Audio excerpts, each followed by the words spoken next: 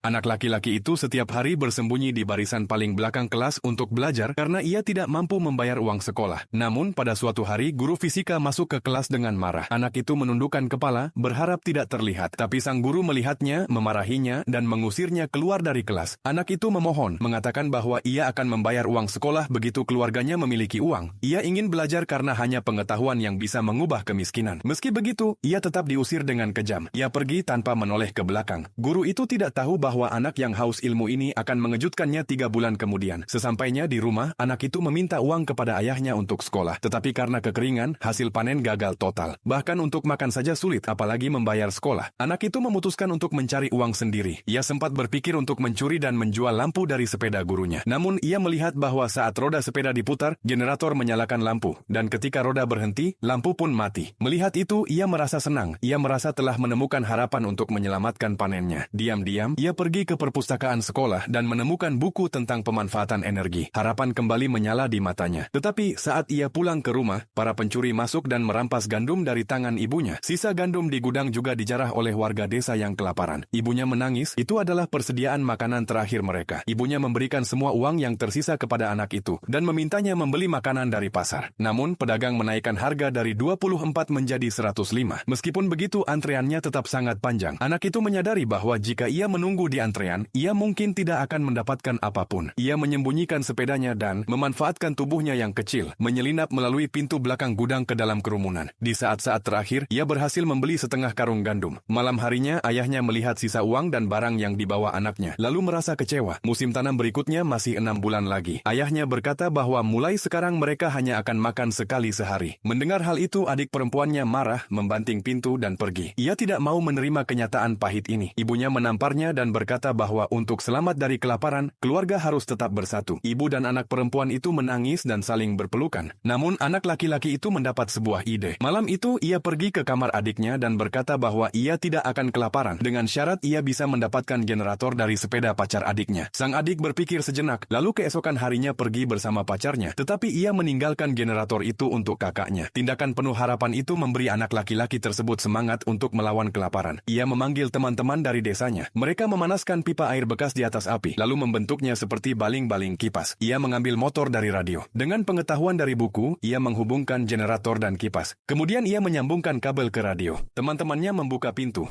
Angin memutar kipas dan suara keluar dari radio. Semua orang menari kegirangan.